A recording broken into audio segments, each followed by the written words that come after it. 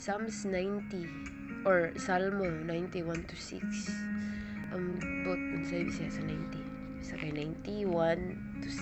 Uno paingon sa size. Isipan ko. Mao kini ikaupat nga basahon sa Psalms mahitungod sa Dios ug sa tao. But for today 1 to 6 lang ta.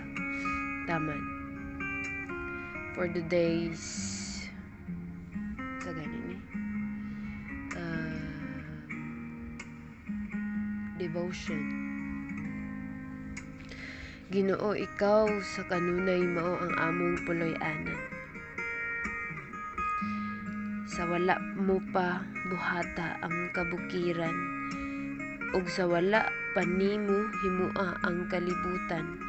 Dios ka na, walay sinugdanan ug walay katapusan.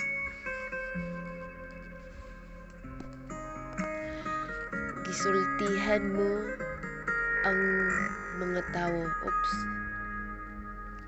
Gisultihan mo ang mga tawo sa pagbalik ngadto sa ilang gigikanan. Gipabalik mo sila sa abog. Alang kanimo sama lamang sa usa ka adlaw ang 1,000 ka tuig. Daw kagahapon lamang kun molabay na kini.